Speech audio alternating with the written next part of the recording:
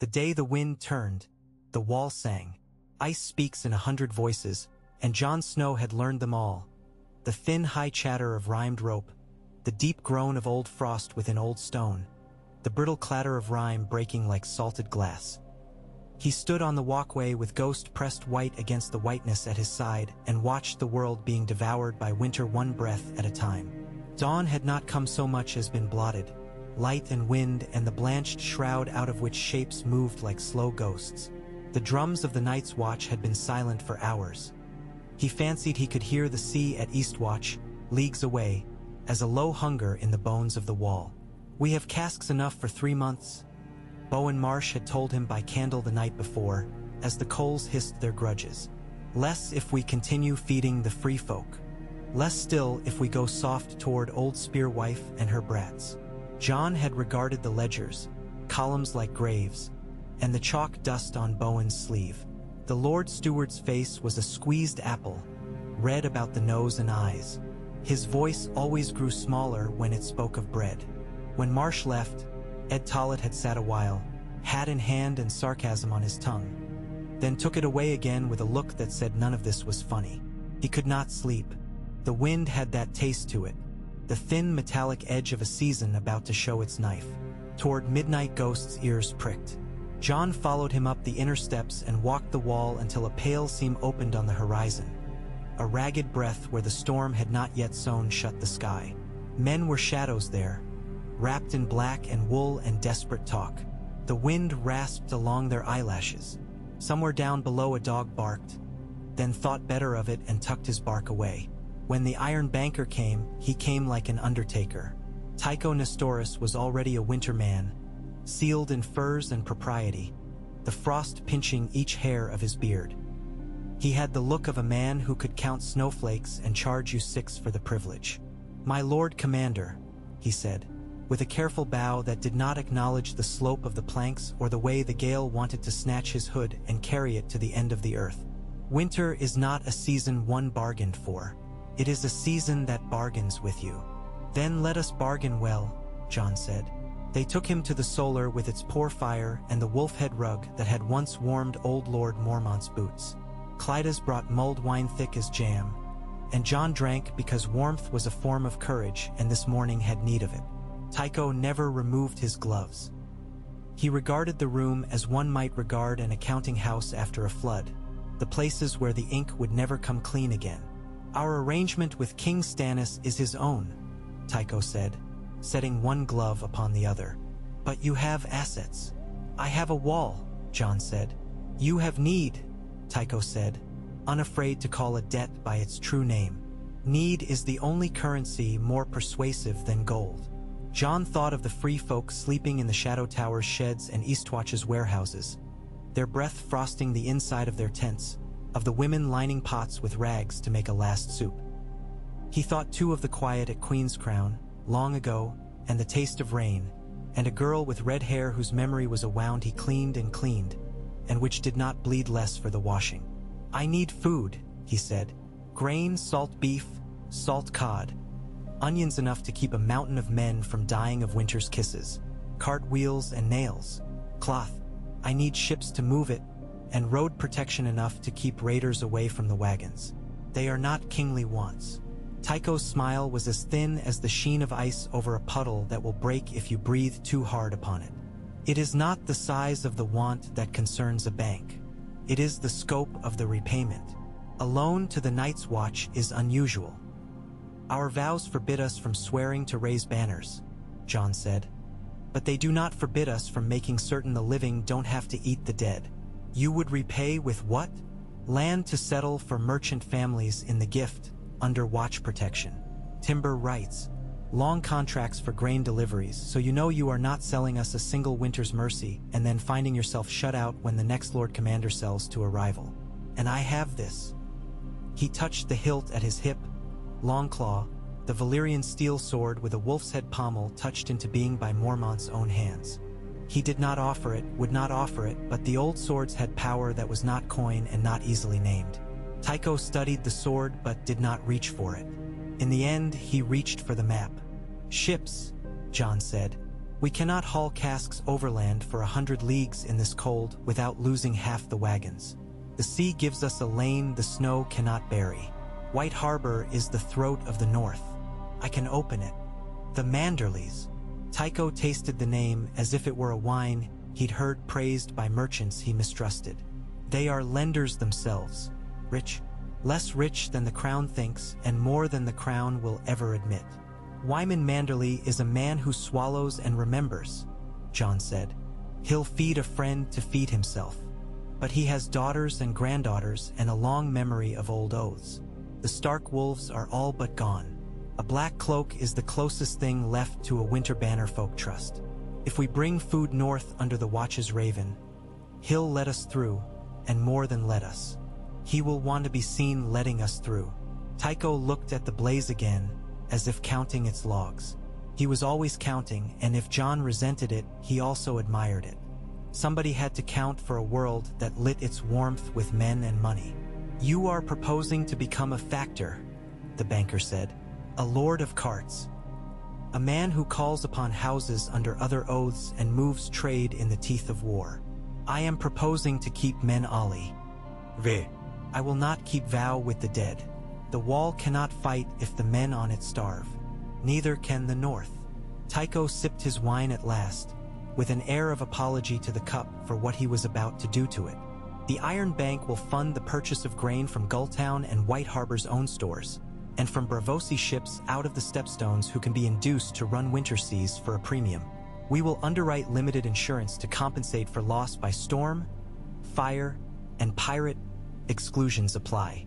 Ed snorted into his sleeve in a way that said he would laugh later when he had lips again. You will need a seal, Tycho went on. Something all can see upon the cart doors and the sailcloth that says, "This is the watch's bread."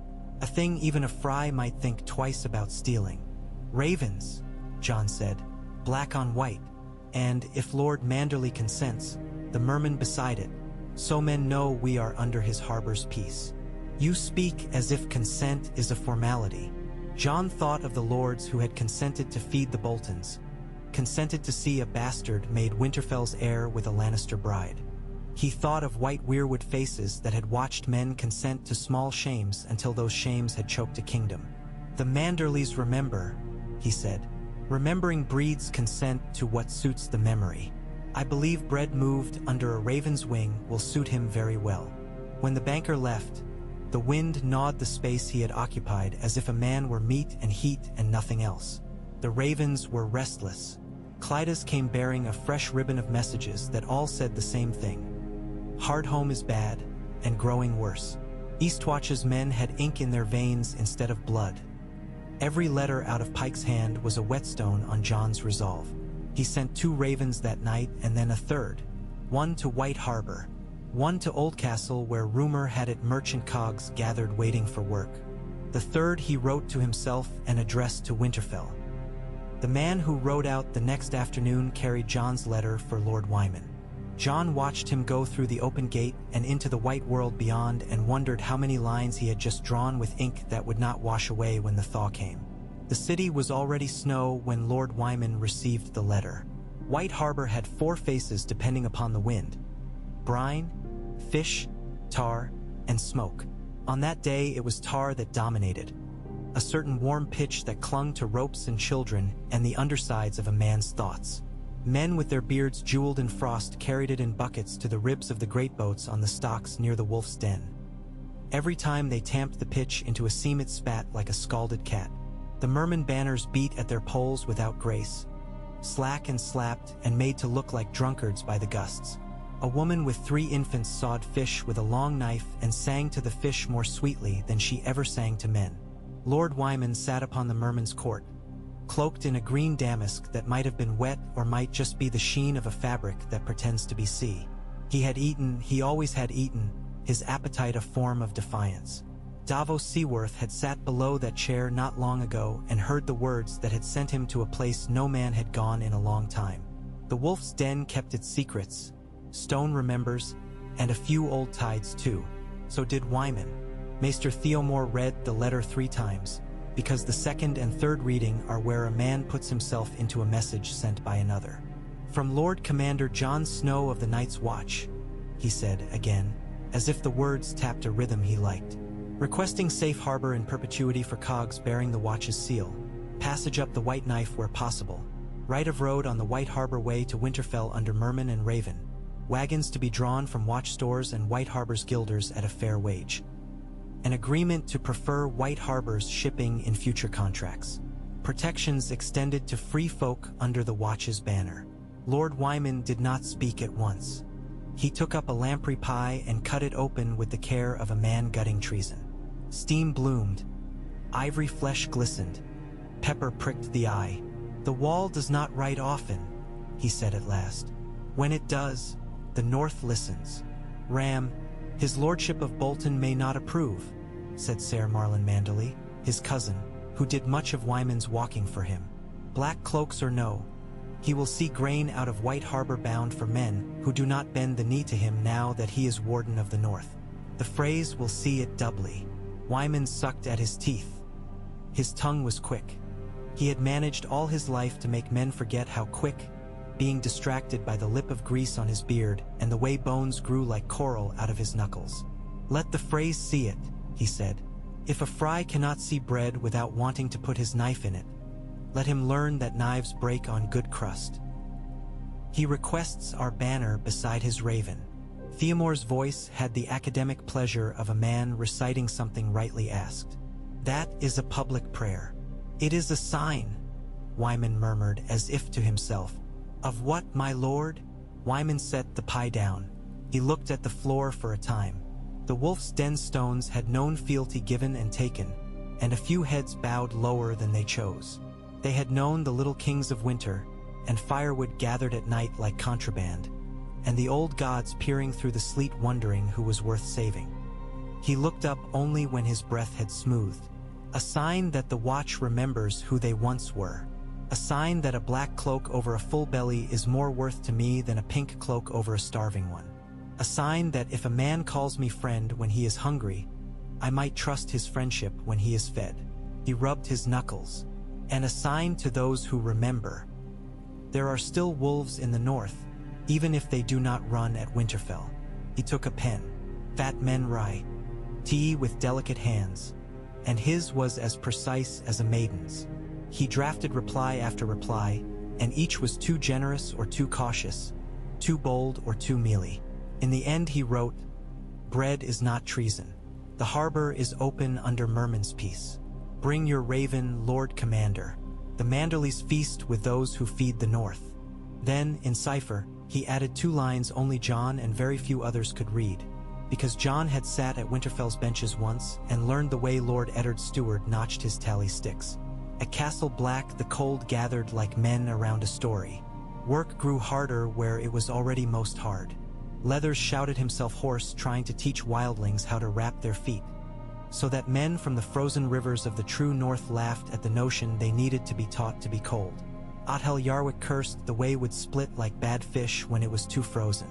Dolorous Ed cursed the wind for stealing his curses and carrying them to Eastwatch where they would be spent foolishly by men who had not earned them. The giants bore the worst loads and asked the least in return. One stood at the ice hoist and raised bales until his arms looked like moving buttresses, and the men on the hoist made jests about how he would lift the wall if asked and carry it to King's Landing to use on whores. Jon sent Black Jack Bulwer with the seal and a small escort down the King's Road to White Harbor. Jack wore the raven on his cloak, and Jon had satin so the merman below it, blue silk flaring like a fish in a good current. Men watched the cloak when they should be watching the road, and the road punished that in them. 3 days out, the escort found a body with its face bitten away. The 4th day, they found green apples under snow, little balls of summer trapped like a mistake. Men learned quickly to ride in pairs when they pissed. The first wagons arrived at White Harbor in a weather that made iron ring like bells. The carts were plain. Watch wagons always looked like the sort of thing that had not been made so much as surrendered by reluctant trees. But the raven seal on their doors had been rubbed with lamp black and polished until it threw back light. Men's hands noticed it in the cold, and then their eyes followed. A boy ran the length of the quay shouting, "The black ones!" and laughed when a sailor cuffed him for accident and another cuffed him for the joy of it. Wyman gave them the quay between two half-built hulls. Not the richest berth, but the safest.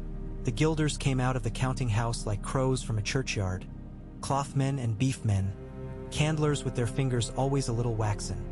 A man who had a tattoo of a key whose teeth were numbers. They saw opportunity and called it duty. The watch pays no tax upon bread for the watch, the proclamation said, written in fine hand and posted where men stood to piss. Lord Wyman's seal gaped like a mermaid's mouth in a naughty story. The city watch laughed and then did not laugh, and men took their hands off their knives. A woman with crooked teeth who had once been pretty and might be pretty again if warmth were money sold onions to Bulwer off a cart. "None too dear for your knives, Crow," she said, eyes squinting against the refraction of snow and poverty. "If you're good with numbers, I'll take it off my own hearth." "We're good with ravens, not numbers," Blackjack told her, smiling because White Harbor was one of those places that made you remember what it felt like to have lips. "Which is why we brought a man who is good with numbers." And he brandished Tycho Nestoris, who had materialized beside the carts with the inevitability of winter. The first ship to come in under the seal was the Gull's daughter of Gulltown, fat-bellied and ill-tempered. Her captain a man named Morna who lived as if the sea would choose to drown him tomorrow and thus must drink the day's share today. She carried oats and barley in sacks stitched with the Vale's wheat sheaf, and 6 casks of cider that were pure as green knives. When her bow kissed the quay, she sang with a sound that went into men's teeth. Behind her was a Bravosi cog whose name had 100 letters and no one spoke of them, carrying dried cod that smelled like piety and brine. Then came a squat White Harbor caravel with beef salted so tight it rang when you knocked on it. The first day, the Gilders tried to quibble about weights. The iron banker quibbled back, not in anger but in grammar. When the quibbling was done, men found that they had adjusted to the idea that no lord owned this bread, but all had an interest in it being delivered. They watched the raven and the merman on cloth and cart and learned, as the poor do very quickly, what sign meant safety and what sign meant trouble. The first convoy north left with winter still chewing the harbor's edge.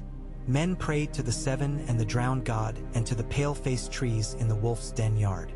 Men prayed to the sea and the sky and to the nails in their boots to hold. They lashed tarred covers over the wagons and bent hoops of willow to keep the canvas from sagging under sleet. 12 wagons, 2 sledges, 40 men on foot, 8 on horses too mean to be named. Upon the first and last wagon, John had ordered pennons, raven and merman together, and the black of the watch so that men who were colorblind in their souls could still count it as a holy thing. They made 10 miles the first day and 13 the second. The road was less road than habit, a gray suggestion under a white insistence. They did not halt altogether so much as collapse in a rough circle and call that camp.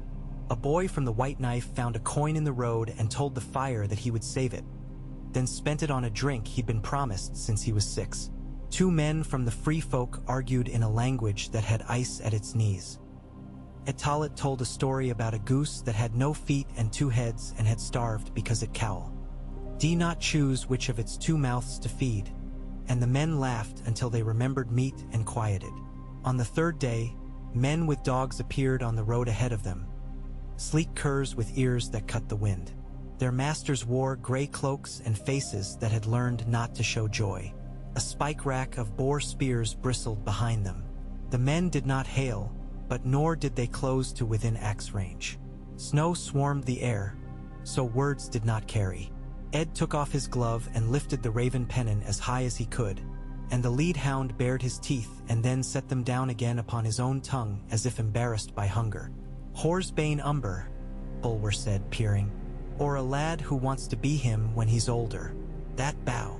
They were Riswell men in the end, with a fry cousin upon a piebald mare who laughed too much, the laugh of a man who thinks it makes him taller. The Frey's face had the aspect of dough that refuses to rise, and his breath made a fog that tried to hide his poor teeth. "Night's watch," he called, sliding on a wet saddle. "Out on a feast day? You'll catch cold." "We brought our own feast," Ed said, "and if the gods want us to keep it, they can try to take it. We'll fight them in honest court."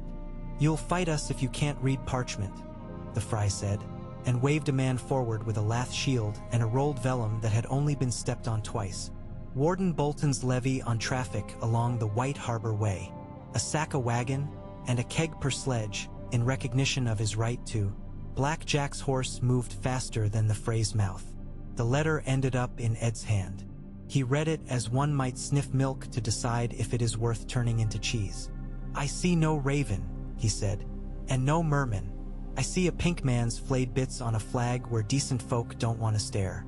I see ink that looks more like blood than I like. And I see, mistakes." "The letter bears the warden's seal," the Fry insisted. "Our Lord is warden by grant of the Iron Throne, and in recognition of what he has done to keep order in this bitch of a winter." "Order," Ed said, "is what you have when men consent to stand in line to burn slower. We are not your kind of orderly. We are the other sort, the sort with knives and oaths. We are permitted to search," the Fry said, sliding from his horse before any of his men remembered to hold the stirrup, "to ensure there are no traffickings in contraband such as wildlings, weapons for rebels, or sapling direwolves." "There are wildlings," Ed said cheerfully. "We call them men when we are sober. When we are drunk we call them idiots, which is equal. As for weapons, we have a few, enough to make searching us a poor man's sport. As for saplings, if you can see them under all the snow you can keep them. The direwolves you may leave for my lord. He is particular." Behind him, the men of the watch had formed a loose ring around the wagons that was not precisely a line of battle. Men stood better when they knew bread lay behind them. Free folk were terrible at standing in line but very good at appearing where they were not expected and then hitting something too fast for a book to record. The Riswells were good riders and would have made short work of men on a summer field, but the world did not offer summer fields as a courtesy any longer. It offered slush and pitted ice and the sort of wind that turns horse lungs into fragile panes. A little man on a dun pony shouldered forward, ringing with bits of metal like a cutlery drawer. "Let him pass," he muttered to the Fry, as if offering a bit of advice the other could ignore without offense. "They've the raven. Bad luck to trouble ravens. Let them pass and take our levy in the taverns down road. The watch drinks as poorly as any man." "We are not taverns," the Fry began. "Nor tavern men," Ed finished, "because conversation is a path that can be cleared or not as you choose." He handed back the letter. It fell in the snow and took a moment to decide whether to be paper still or become ice. The Fry watched his own hand not pick it up. The Riswells stood aside. Men always pretend they have decided to bow when the wind has already made the decision for them. The convoy moved on, and the boys who had walked because their shoes were too worn for riding clung to the wagons and pretended they were crows too. News outruns wagons. When the convoy reached a cluster of houses whose roofs were more snow than wood, the people had already heard. A woman came out holding a tiny bundle wrapped in something that had once been a man's nice cloak. Her mouth was the color of pears that have been licked by wolves. "Bread?" she asked, not making a question of it. "When we are paid in Winterfell," Black Jack began. "Bread," Ed said, as if trying the word on his own tongue. He remembered what it had tasted like when he was 6 and thought of it as the first luxury he could afford. He broke a loaf and gave away half of a thing the bank would later account for and then, perhaps, account against him. The child in the bundle made a small noise like the shiver of a leaf, then another. Its mouth opened and closed, red as an accusation. At Winterfell they did not pay in coin as much as in promises. A hall that had once smelled of roast boar and wet dogs now smelled like a damp hearth rug. Lord Bolton's maester took the tally and frowned as if every mark were an insult to the order of his pages. The Lord himself was elsewhere, or said to be so, and his bastard was in a temper that made men move more quickly than nature liked. This, Ed thought, is how trees must feel when the wind is in a hurry. They turned the carts in the yard and let the horses breathe, and Bulwer took himself to the Godswood because sometimes the only coin men can find is the kind you are not supposed to use for trade. The weirwood was pale and scabbed with old stories. It watched him without moving, and he bowed because some eyes require it. He heard the laughter in the hall before he smelled it. Fry laughter is not like other men's. It has the shape of wine but none of its mercy. It makes the air thinner. He turned away and touched the carved face and told whatever listened that they were mired in a terrible winter, and he was mired in a terrible story, and would like to be a minor character in some better tale. On that road, and on the sea roads, the supply line made itself known the way a stream does when the thaw begins. You do not see water. You hear it, you feel damp. Then one day there is a running thing where before there was only hard white. Braavosi ships came north heavier than sense said they ought to be. Their yards crusted, ice angels clinging to their figureheads. Gulltown sent so much oats that men began to make oaten jokes. White Harbor's own granaries, grudging and grateful both, eased, and the Manderley factors made a great show of showing nothing as the grain went out under seal and a quiet bargain. Men watched the pennants and learned to go still when they saw the Raven. They did not always like it, but it returned a shape to a world that had lost its lines. That was worth more than any cask of ale. At Castle Black, the cellars were no longer rooms where fear went to sit and sharpen itself. They were rooms with sacks and barrels and the blessed monotony of inventory. Bowen Marsh walked through them with a candle and the lips of his mind moving. He began to tally as a pious man tallies prayers.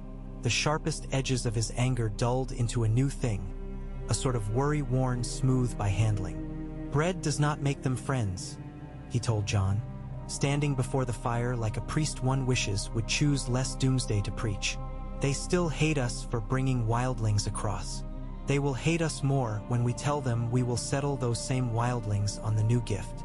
They will not die, John said. I prefer living hatred to dead gratitude. Bowen shook his head.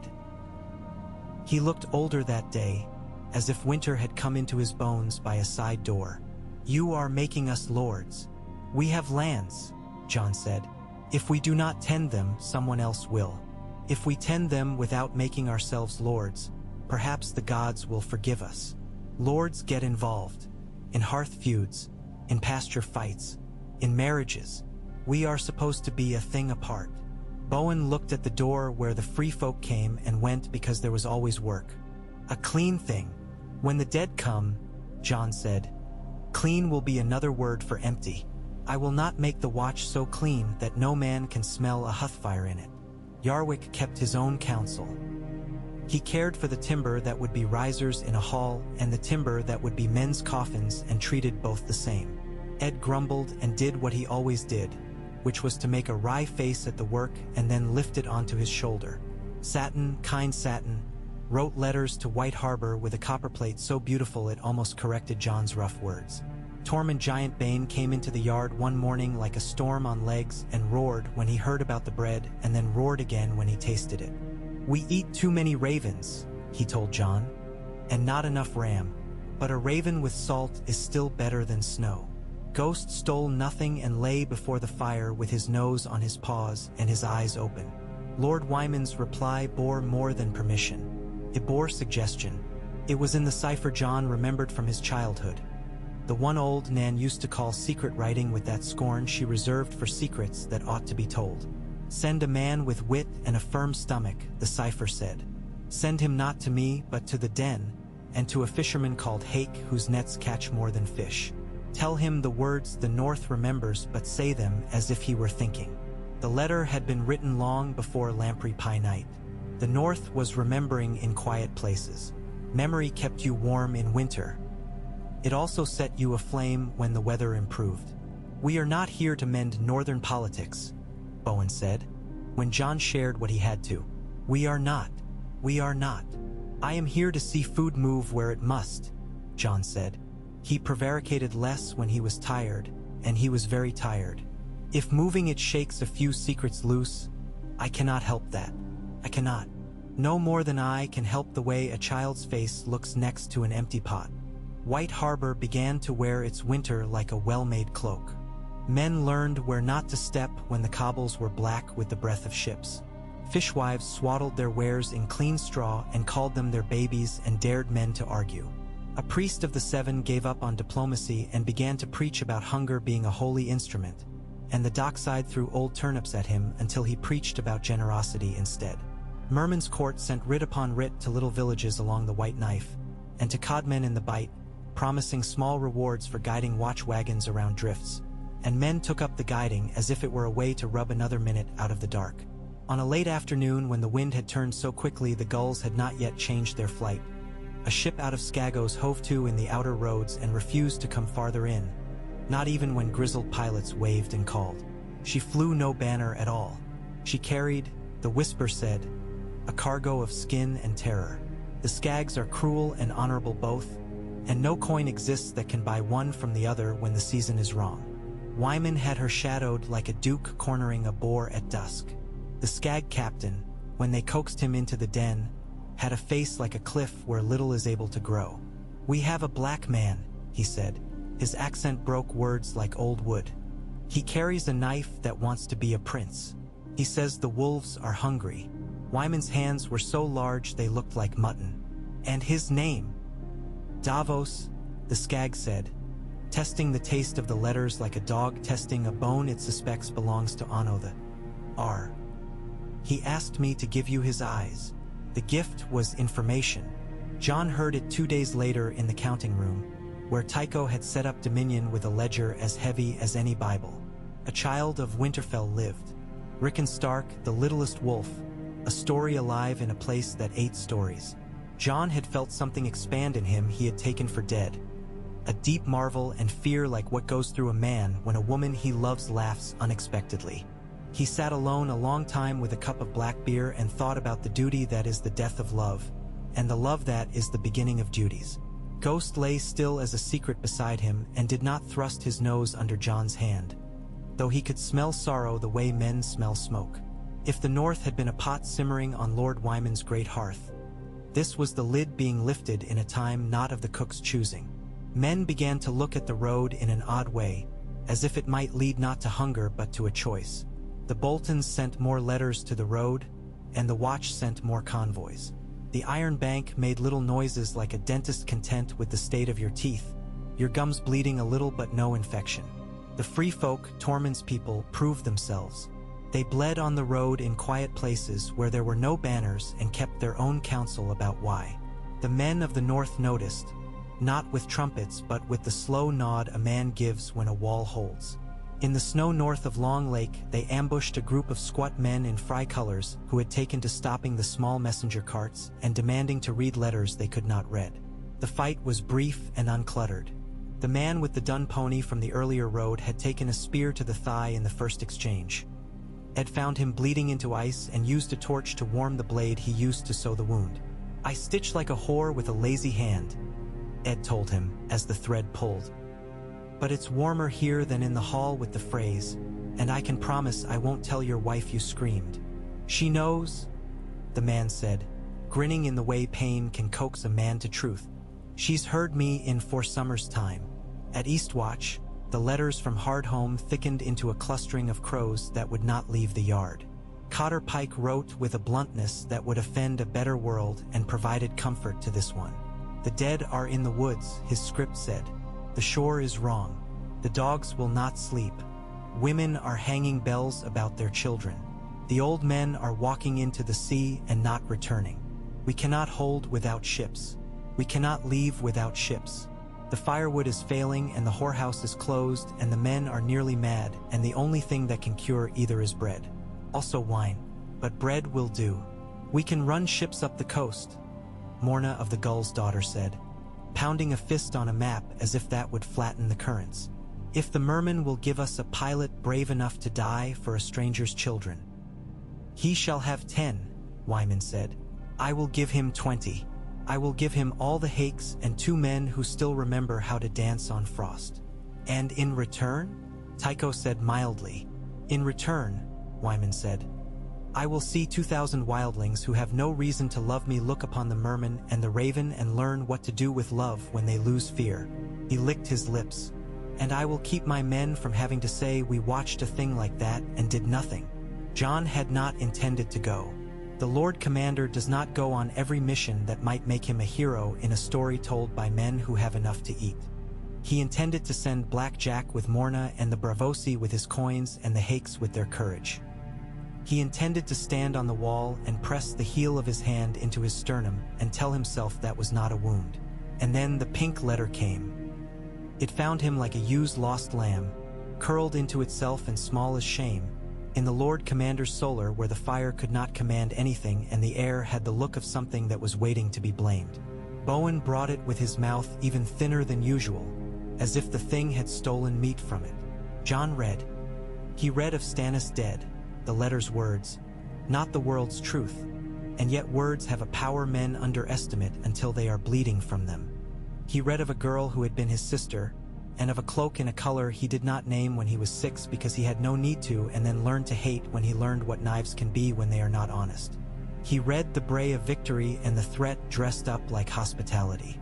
Ramsay Bolton signed the words with the stuck pig's flourish he thought looked like a lord's hand, and every loop of ink was a taunt to a boy named Snow. He did not lash the letter to a spear and promise war. Not this time. Perhaps the bread had made him wise, or perhaps it had made him coward. Perhaps it had only made him understand that Winter had no interest in his particular grief. He took the letter to the cellars and read it there in the smell of onions and hope. He folded it very slowly and put it away. Then he went and put his hand on Ed's shoulder and said, "You will hold here. Where are you going?" Ed asked, as if the question were silly and the answer equally so. "To the sea," John said. He rode to Eastwatch with Tycho's purse and Morna's curses and Wyman's pilots wrapped in furs that smelled of fish and civic pride. Ghost loped beside him, white on white until he was only the moving absence of snow. The sky was a lid closed too tightly.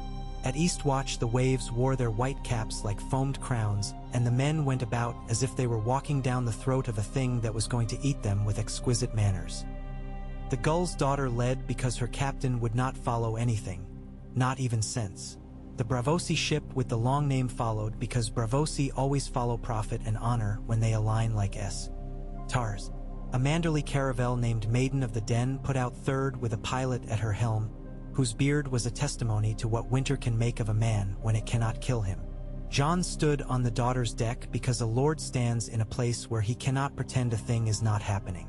The sea hit the hull like a patient beating, small blows that bruise in the end. The spray took the breath from his lips and slapped it back on. They found hard home before it found itself. Smoke makes a sign in winter that even gods can read. The settlement hunched in the lee of a cliff, and the cliff hunched into the sky like a fist with white knuckles. The scent was meat and fear and the wrongness of too many urns with no ashes. Men ran upon the shingle waving bits of wood as if they were prayers you could hold. Women who had been strong enough to scale mountains put their children into boats and then into other boats and then into hands, as if hands were boats. An old man tried to bite the daughter because men do strange things when their pet deaths are taken from them.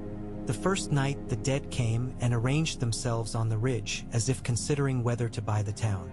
They did not descend. They stood, and the blue in their eyes was not a color but a verdict.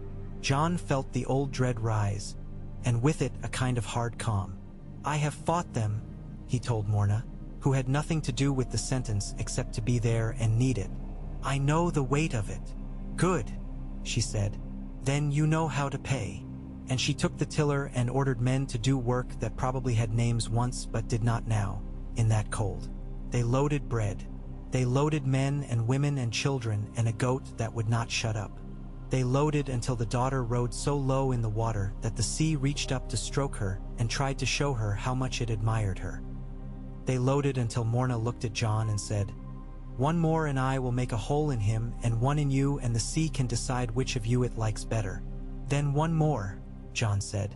He fetched a child from a woman who could not decide whether to part with it.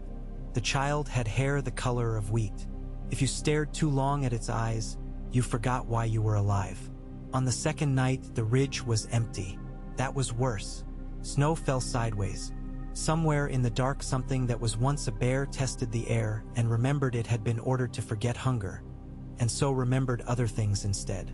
Enor broke in a way that made men's hearts break a little too. The sea took 3 and gave back 1. Morna did not weep where John could see. They left hard home as if disentangling from a lie. The sea bit them and then became sullen about the biting. When they made Eastwatch, men made noises that do not sound like joy until someone tells you what joy can be. Bread went below into bellies. John watched faces change in the way only bread can change them. A winter king, Tormund said from behind him, laughing the laugh of a man who knows jokes are a weapon. There you are, Crow, a king with onions. I am nobody's king, Jon said, and meant it in a way that hurt. He had never wanted crowns. He wanted not to see children learning to count on a rosary that had only hunger for beads. What you are, Tormund said, is the man my folk will follow to a hearth. I've known worse kings. The supply lines changed the north more than any banner ever had. At lonely steadings men began to say the ravens had flown and brought something other than ill luck.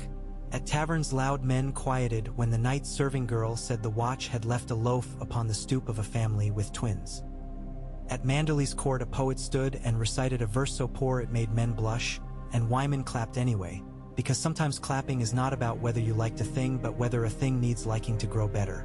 At Winterfell the hounds bulked a little on meat stolen from meals that had been stolen from other men, and their eyes gleamed less. Ramsay sent men to cut the road in places where water narrows a man's choices. They laid logs across the ice to make death look like a path and put knives into snowbanks where hands would seek shelter. The wildlings and the watchmen learned the new traps the way men learn old songs, quickly and with resentment. They bled for it and buried what bleeding the season allowed. Some body's winter keeps for itself. Lord Wyman sent one of his sons to ride with a convoy, not to guard, but to be seen guarding. He wore merman green over chain that creaked when he breathed. My father says to send word of any slight, he told Ed, and to write poetry about the road so the ladies will sigh over how brave I am. I have a poem, Ed said. It goes, the wind is like a whore with cold hands who will not let go. If you think it will make the ladies sigh, I will draw you a picture. They camped under Queen's Crown one night, the broken tower rising like a broken tooth out of the flat white. Jon had not wanted to stay there, but night falls where it will. Ghost paced the circle and returned to lay near Jon's feet, a warm and present absence. Jon slept a little and woke with the certain flame of knowing that he had dreamed of a wolf that could not find its pack. He went and touched the tower's stones and they were warm. The world sometimes gives small, unreasonable benedictions. Word of Rickon did what men feared and hoped it would. On the way stations of trade it became gossip. In the pillow talk of longhouses it became oaths. In the raven's wings, it became a proclamation in everything but tone. The North would have a Stark again, and a living one, and not the careful ghost Stannis promised nor the pink imitation Ramsay paraded. Men glanced at Jon when they spoke of it and looked away quickly. It is hard to speak to the man who is not the thing you yearn for but who might be its gate.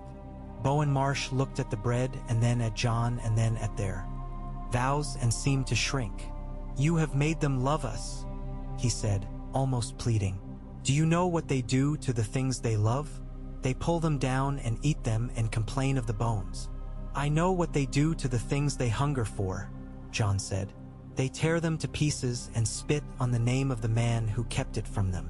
You have made us actors in a play that is not ours. Bowen's eyes were red.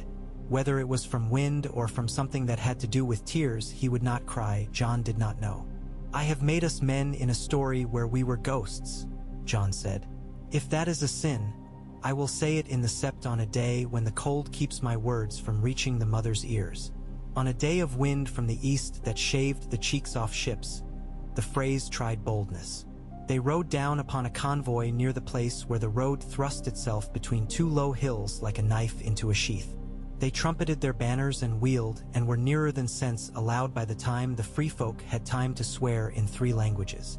The merman's son took a spear through his green cloak and sang like a boy who had just realized he could be a man and then realized he could be a dead man.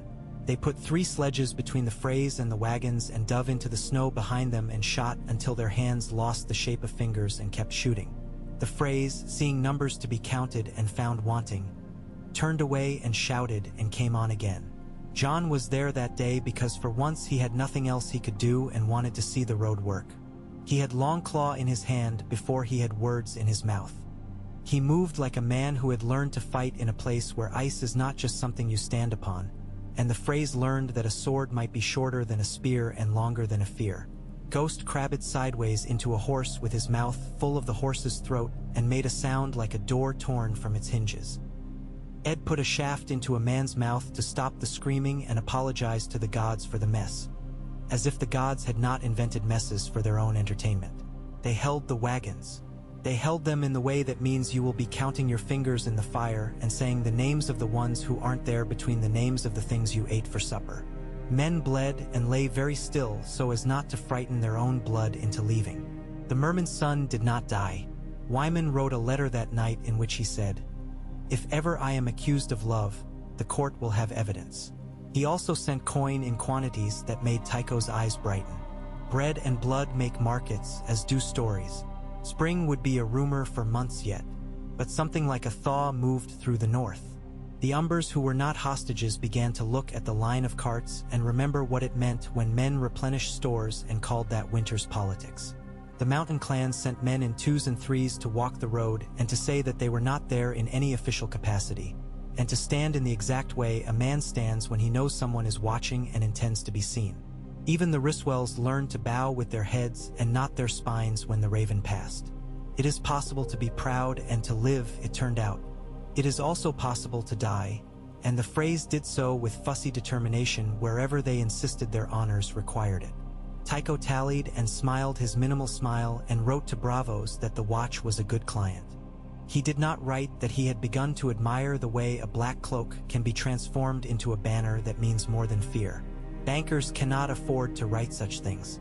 But he said them when the fire had gone too low to support lies and John was too tired to argue. Queen Celis returned to Castle Black as a frost made men's breath snap their lips when they woke. She demanded 100 things of which the watch could provide 3. She demanded a wringing of hands and was disappointed to find men caused to make fists instead. She demanded that the bread the watch moved be tithed to her husband's war, and John reminded her politely that the watch no longer tithed to kings, and she said a king is not a man to be spoken of in the plural, and John bowed and did not argue because hungry men do not make good converts. Shireen was kind, though, and when she saw the way the children from the free folk held the warm loaves as if they were dolls, her eyes filled and she turned away. "Bread is for eating," she told them. Not because they did not know, but because she needed to say something that would make the world appear less impossible for a breath. At White Harbor, the first real thaw sent water sluicing from everything until men forgot whether white or brown was the normal state of a thing. The ships came heavier now, unafraid of the throat of winter. A Lysini galley with red sails like cut fruit pulled in with figs and raisins and men who made jokes that made dock jobbers blush. The women of the harbor smiled and took their coin and told them the way to the den, because the den remembers how to show a man where he stands. Wyman stood in his court with his hands on the arms of his chair, as if he could squeeze the sea into doing his will if he pressed hard enough. Davos returned like a story that knows the end you wanted and gives it, but in a way that hurts more than you'd hoped. Rickon was alive. He had teeth and a temper. He had a wolf that would not be called a dog. He had eyes that made men look away, not because they were cruel, but because they reminded men of a father they had loved and a lie they had told themselves. Wyman closed Davos in the den with meat enough for a man who had eaten rocks and said there would be time later for tears. He sent word to John, not in cipher because the time for secrets was ending. John sat with the letter in his hands and found he had no place to put his heart. It did not fit in his chest and did not fit in his palm. He had been Winterfell's boy, and Winterfell's boy would have run for his horse. The Wall's Lord could not. He put his heart on the table beside the letter and told himself he would not leave either where men could see it. "Go," Ed said quietly, "just for the day. Go and look at this boy's name and remember what it feels like to be a brother in a family instead of a brother on a wall." "If I go," John said, "I will not come back. Not the same." "You won't anyway," Ed said, with an attempt at humor that did not pretend to be more than it was. "None of us will. The trick is to admit it when it happens and make a habit of it so it feels less like falling." He went. He left Bowen in command and left him the ledgers and left him a pile of bread, as if it were something that could be made to hold the shape of a man's absence. He rode through a day that pretended not to be winter and a night that dropped the pretense at once. The sky was a thing a man would not marry that night. Ghost loped within sight and did not stray, as if he too had remembered what falling feels like and had no taste for it. Rickon was not at White Harbor. He was not at the den where the stories say wolves are made into men and men into wolves. Wyman would have been a fool to put his treasure in a city that belonged to too many oaths. He was hidden and moved and kept and prayed over. John knew all this the moment he stepped into the court and saw Wyman's face. Pleased, yes, but pleased like a man who is pleased to see a viper on the hearth because it keeps the mice away. "You have done what I could not," John said, after the words men say while looking for truth in a room full of onlookers. "You have found a piece of winter that still remembers what summer was." Wyman smiled, sloppy and pure. "I have found courage," he said, and smacked his lips as if courage tasted like lamprey. "It came in small teeth and large claims and has already bitten 3 of my soldiers." "I cannot claim him," John said.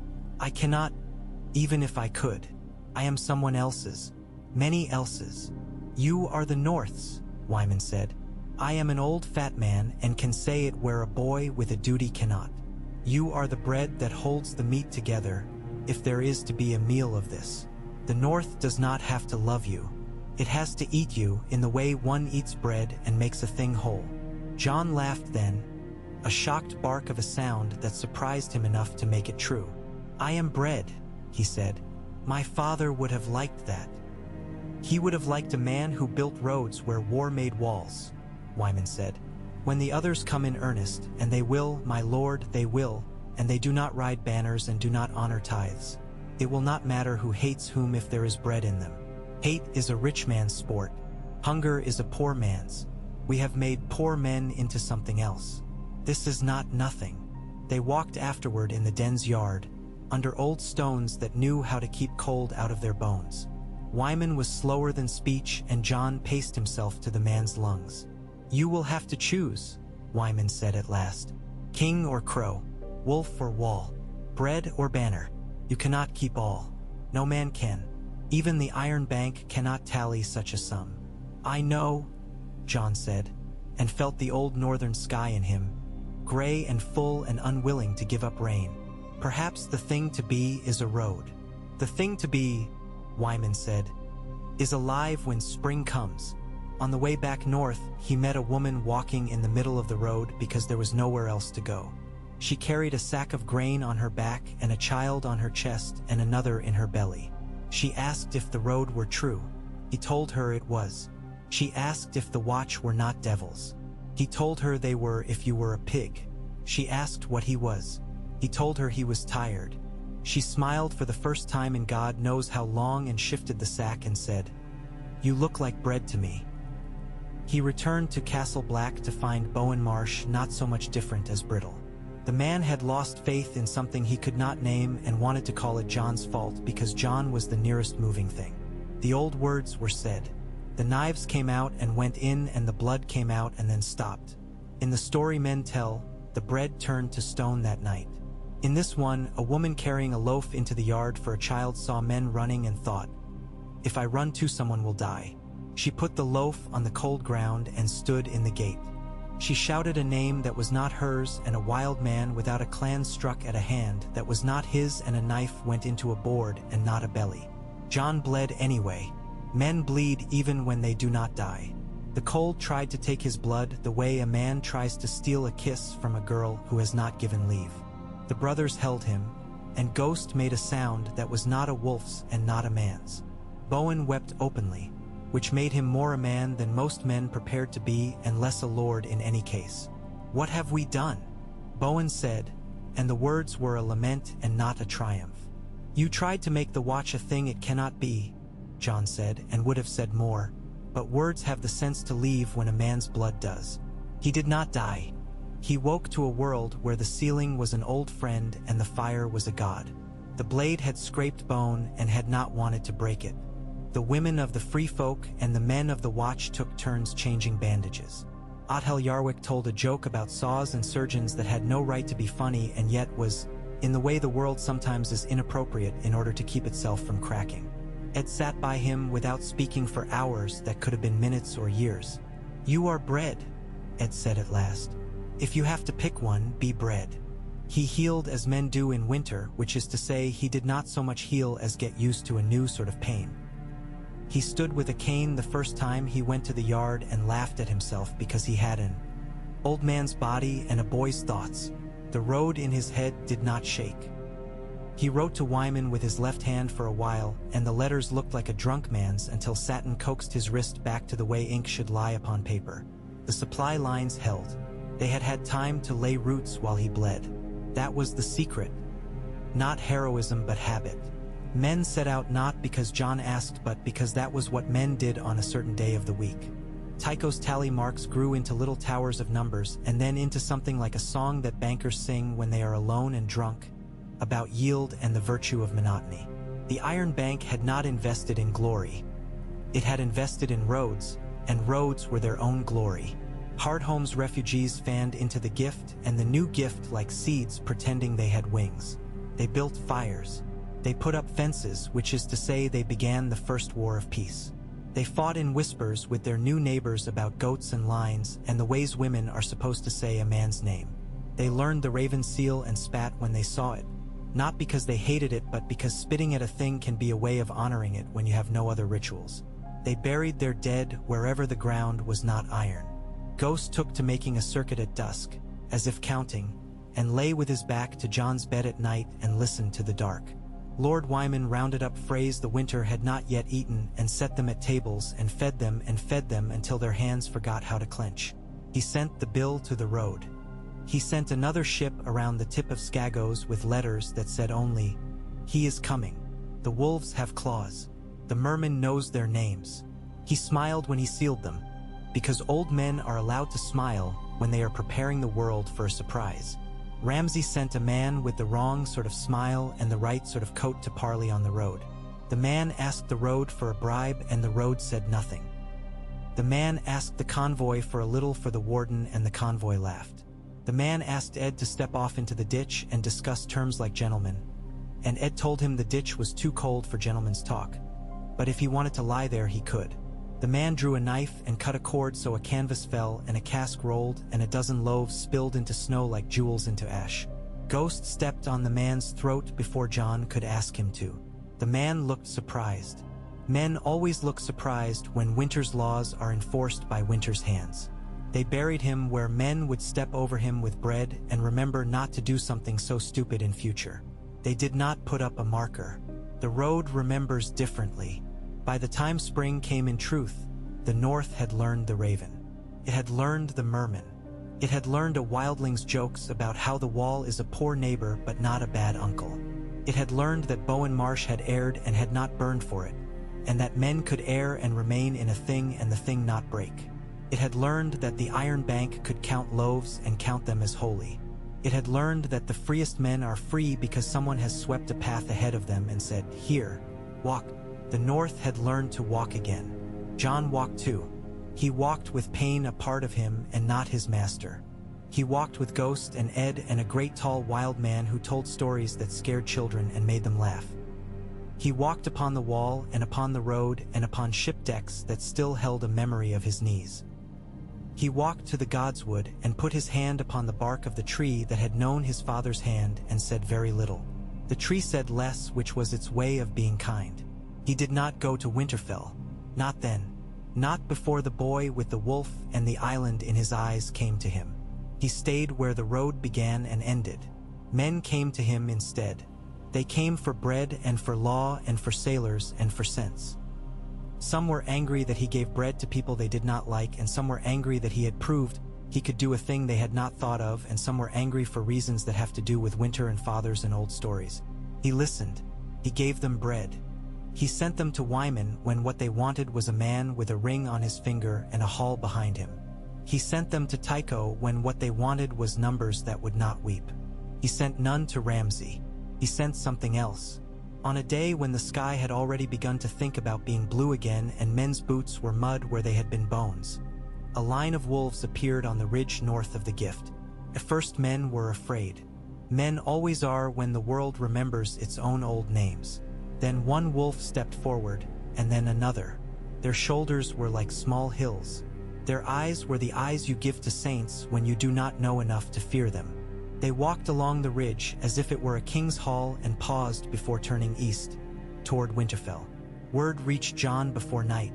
Word would have reached John even had men had no tongues. He put his hand upon Ghost's ruff and felt the tremor there that was not fear and not rage but a kind of joy so keen it makes a man's joints ache. "It is time," he said. Whether to himself or to the wolf or to the road he could not have said. "It is time to be bred at another table." He wrote to Wyman a letter that said, "I cannot be king. I can be a baker. I can be a road. I can be a man with a sword who knows which things to cut." He signed it Jon Snow, and then he did what he had not done since he first put on black. He wrote another name beside the first. Stark. He scratched it out again, delicately, as if rubbing a sore. Then he did the thing he had set himself to do when he was a boy under a different sky and had thought the wall a marvel and not a marriage. He called the men and women to the yard. He told them the truth. He told them the dead walked and that the only war left was against them. He told them that the road mattered because the dead wear no boots and the dead do not starve and the dead do not care for lines upon paper. He told them that a boy called Stark would need bread as much as he needed banners, that men's hearts need food the way their bellies do, and that he had chosen a way to feed both. They listened. Some understood. Some did not. The free folk kicked each other and laughed because crows make speeches the way geese fly, with much noise and a destination you cannot see until you are there. Bowen Marsh stood at the back with his eyes on the ground and his hands folded and did not weep and did not cheer and did not leave. Athel spat. It scratched his ear. Ghost lay down and put his head upon his paws and watched the door. "That is where the story will come," his posture said. "That is the place where winter will knock." When the knock came, months later, it was in the form of a smell like old candles and ice. The others came down out of the dark, not like a charge but like the turning of a page. Men had bread in them. Men had wolves in their stories again. Men had roads. Men had numbers, and the numbers were not wrong. Men had Manderley's pilots and Tycho's ledgers and Morna's swear words. Men had Ed's jokes. Men had John. The wall still sang, and the song was lower now, richer with harmony, a thing that had learned another part. They met the dead where the road had been laid hard by habit. They fed every man who raised a spear until he could hold it another hour. They did not ask a man where he was born before handing him a loaf. They did not require a prayer before a sledge of onions. They made the raven mean refuge, and the merman mean mercy, and the wolf mean remember. They fought on a road made of bread and vows, and in the end, when men told the tale after the frost had gone from their noses and hair, they swore that if the living won it all, it was not because a king was crowned or a castle taken, but because a man with a sword had become a road, and the road ran through a harbor where an old fat man smiled and a fish with a man's tail held out its hands and said, bring them in, all of them. Winter is a banquet for the dead and the living. Can only answer it one way. The answer was bread. The answer was a raven on a white field, with a green merman beside it, and a white wolf running ahead. The answer was the sound of wagons in snow, a sound men who survived would remember until their grandson's hair turned the color of frost. The answer was that a Lord Commander had built winter supply lines through White Harbor and turned a starving country into an army, not of soldiers first, but of men who could live long enough to be soldiers. The answer was a boy who did not take a crown and in refusing found a kingdom's way to spring. By the time the buds came and by the time they burst, by the time children ran along the berms of roads packed hard by hooves and feet and sled runners and the pressure of desperate need, men began to tell the story as if it had always been so. They always do. The trick, as Ed said once and forgot he had, is to stand long enough that the stories have to go around you and are forced to remember your name. On a morning with the smell of thawed earth and old fish and a sweetness which belonged to no god John recognized, he stood in the den's yard again with Wyman and watched a barge slip its moorings and go where barge and story both should always go, down river, then out into the wide. The old man was weeping openly. John did not ask him why. He knew. It was the way a harbor shares a man with a road. It is the way bread leaves an oven. You have a winter king, Wyman said hoarsely, with pride and something darker braided together. His crown is black and his banner is a bird. I have men, John said. I have women and children. I have farmers and thieves. I have bad jokes and a good banker. I have a wolf. I have a road. You have a Stark, Wyman said. He did not push. He did not need to. The boy on the island that used to be a story was coming, and the world would not make its old mistakes with him because Bread had given men time to learn the new ones. Perhaps, John said. He thought of Ned, and of the long, slim truth of the man's mouth, and of Caitlyn's silences that had carved him. He thought of the boy he would not be, and of the man he had become. It will do. He walked back to his work. The wind turned again, bringing with it the smell of another season plodding. The wall sang a lower note, the sound men make when they set their shoulders and push. Ghost bumped his hand once, carefully, as if to say, road, bread, wolf. John laughed, and then he did not. He had the day's ledgers to review, and the men to feed who would hold the night. He had ships to send and letters to write in a master's hand that would always be worse than Satin's. He had 2 bannermen who had to be told politely that the ravens don't ask permission. He had a boy to meet when he came out of the islands with a wolf at his heel and a story on his tongue. He had a name to refuse and another to keep. He had winter to hold at the throat and a hand full of crumbs to feed the spring. He had done what the letter had threatened to make him forget, and in remembering he had written a new part for the North to play. The men on the road walked and did not think of him while they walked. They thought of Bread, and that was as it should be. Later, when the tales were told in halls warmed by would cut with hands that had not starved, they would remember the man who had made the road and perhaps would raise a cup because wine tastes better when it thanks someone. He would not be there. The wall would be, and the sea, and the harbor, and the road, and the wolves on the ridge, and the merman with his arms forever open. He went to work. He kept men alive. He made himself into a thing a kingdom could walk upon without falling. In winter, that is all a king is. In winter, that is what a lord should be. In winter, that is enough.